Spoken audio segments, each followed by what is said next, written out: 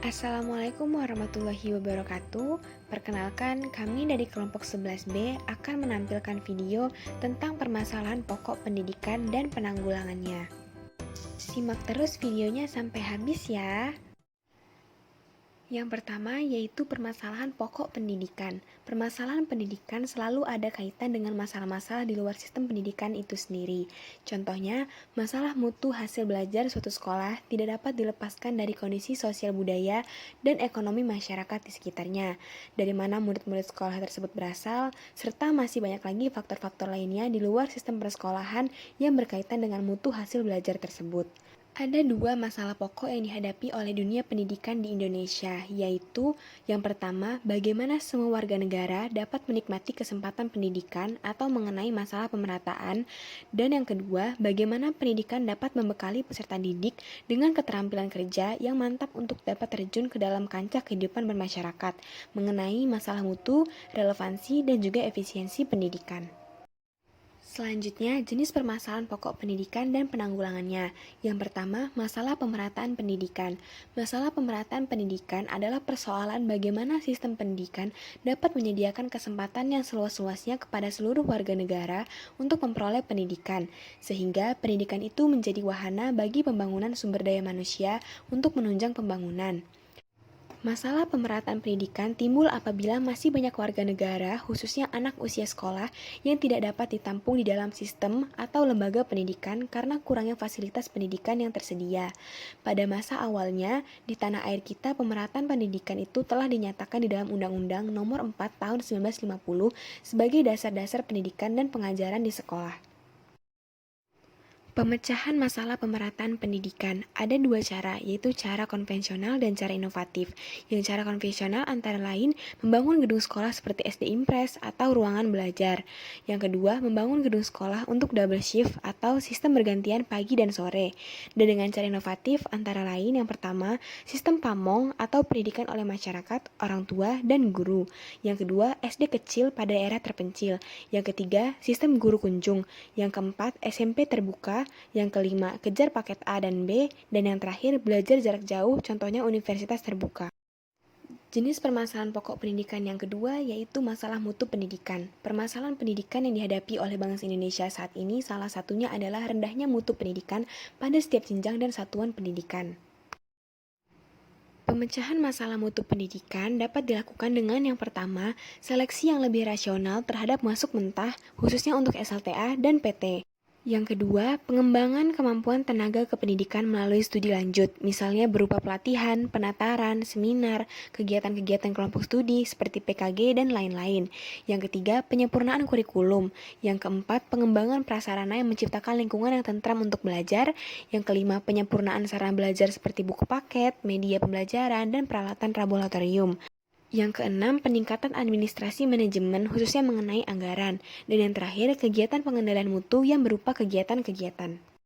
Yang ketiga yaitu masalah efisiensi pendidikan. Masalah efisiensi pendidikan mempersoalkan bagaimana suatu sistem pendidikan mendayagunakan sumber daya yang ada untuk mencapai tujuan pendidikan. Jika penggunaannya hemat dan tepat sasaran, dikatakan efisiensinya tinggi. Jika terjadi sebaliknya, efisiensinya berarti rendah. Pemecahan masalah efisiensi pendidikan. Permasalahan efisiensi pendidikan lebih mengarah pada masalah kualitas. Tentu saja ini dapat dipecahkan melalui pendekatan teknologi pendidikan. Hal tersebut dapat ditempuh melalui cara-cara pendekatan sistem, berorientasi pada peserta, dan pemanfaatan sumber belajar. Prinsip pendekatan sistem berarti bahwa penyelenggara pendidikan dan pembelajaran perlu didesain atau dirancang dengan menggunakan pendekatan sistem. Dalam merancang pembelajaran diperlukan langkah-langkah prosedural meliputi yang pertama, identifikasi masalah, analisis keadaan, identifikasi tujuan, pengelolaan pembelajaran, penetapan metode, penetapan media evaluasi pembelajaran. Jenis permasalahan pokok pendidikan yang terakhir yaitu masalah relevansi pendidikan. Masalah relevansi pendidikan mencakup sejauh mana sistem pendidikan mampu menghasilkan output dari proses pembelajaran yang sesuai dengan kebutuhan pembangunan. Output pendidikan diharapkan mampu mengisi semua sektor pembangunan yang beraneka ragam. Jika sistem pendidikan mampu menghasilkan output yang baik, potensial dan memenuhi kriteria yang dibutuhkan, maka relevansi pendidikan dianggap tinggi. Pemecahan masalah relevansi pendidikan yang pertama, peningkatan kemampuan akademik, profesionalisme, dan jaminan kesejahteraan tenaga kependidikan sehingga mampu berfungsi secara optimal. Yang kedua, melakukan pembaharuan sistem pendidikan termasuk kurikulum. Yang ketiga, memberdayakan lembaga pendidikan, baik formal, non-formal, maupun informal. Yang D, mengembangkan kualitas sumber daya manusia sedini mungkin secara terarah, terpadu, dan menyeluruh. Yang E, pemberdayaan lembaga pendidikan baik formal dan non-formal di dalam pembentukan dan pengembangan kualitas sumber daya manusia sedini mungkin. Yang terakhir, memberdayakan Dewan Pendidikan dan Komite Sekolah atau madrasah sebagai wujud peran serta masyarakat dalam peningkatan mutu pelayanan pendidikan yang meliputi perencanaan, pengawasan, dan evaluasi program pendidikan. Selanjutnya yaitu saling berkaitan antara masalah-masalah pendidikan. Meski keempat jenis masalah pendidikan yang telah dijelaskan sebelumnya dapat dibedakan satu sama lain, namun dalam kenyataannya pelaksanaan pendidikan di lapangan, masalah-masalah tersebut saling berkaitan, bahkan mungkin secara serentak muncul dalam permukaan meskipun dalam bobot yang tidak sama.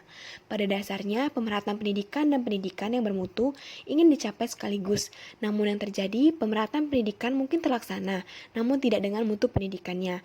Hal ini juga erat kaitannya dengan masalah efisiensi, karena kondisi mutu pendidikan yang tidak sempurna, maka dengan sendirinya pelaksanaan pendidikan khususnya pada proses pembelajaran berlangsung tidak efisien, sehingga hasil yang didapatkan pun tidak relevan dengan kebutuhan masyarakat pembangunan baik kuantitatif dan kualitatif. Selanjutnya yaitu faktor yang mempengaruhi perkembangan masalah pendidikan.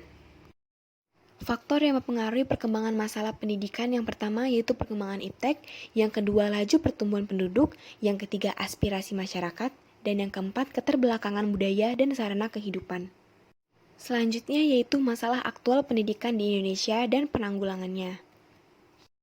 Permasalahan aktual pendidikan di Indonesia. Yang pertama, masalah keutuhan pencapaian sasaran. Banyak hambatan yang perlu dihadapi, antara lain beban kurikulum, pendidikan afektif sulit diprogramkan secara eksplisit. Yang ketiga, pencapaian hasil pendidikan afektif memakan waktu sehingga memerlukan ketekunan dan kesabaran pendidik. Yang keempat, menilai hasil pendidikan afektif tidak mudah. Dan yang kelima, disinilah letak masalahnya jika sasaran pendidikan yang utuh ingin dicapai. Yang kedua yaitu masalah kurikulum. Masalah kurikulum meliputi masalah konsep dan masalah pelaksanaannya. Yang menjadi sumber masalah ini ialah bagaimana sistem pendidikan dapat membekali peserta didik untuk terjun ke lapangan kerja bagi yang tidak melanjutkan sekolah, dan memberikan bekal dasar yang kuat untuk ke perguruan tinggi bagi mereka yang ingin lanjut. Yang ketiga yaitu masalah peranan guru. Guru dapat melakukan multiperan seperti pada kebanyakan sekolah mereka adalah pejuang tunggal. Kalaupun seandainya ia sudah didampingi oleh petugas yang lain seperti konselor dan lain-lain, sudahkah ia memiliki wawasan dan kemampuan yang cukup untuk melaksanakan multiperannya itu? Kenyataannya menunjukkan bahwa kebanyakan guru belum siap untuk berbuat demikian. Selanjutnya masalah pendidikan dasar 9 tahun. PP nomor 28 tahun 1990 tentang pendidikan dasar, pasal 2 menyatakan bahwa pendidikan dasar merupakan pendidikan 9 tahun, terdiri atas program pendidikan 6 tahun di SD dan pendidikan 3 tahun di SLTP. Pasal 3 memuat tujuan pendidikan dasar, yaitu memberikan bekal kemampuan dasar kepada peserta didik untuk mengembangkan kehidupannya sebagai pribadi, anggota masyarakat, warga negara, dan anggota umat manusia, serta mempersiapkan peserta didik untuk mengikuti pendidikan menengah. Yang terakhir yaitu upaya penanggulangan. Beberapa upaya dilakukan untuk menanggulangi masalah-masalah aktual tersebut, diantaranya yang pertama, pendidikan afektif perlu ditingkatkan secara terprogram, tidak cukup berlangsung hanya secara insidental. Yang kedua yaitu pelaksanaan kegiatan kurikuler dan ekstrakurikuler dilakukan dengan penuh kesungguhan dan diperhitungkan dalam penentuan nilai akhir ataupun kelulusan.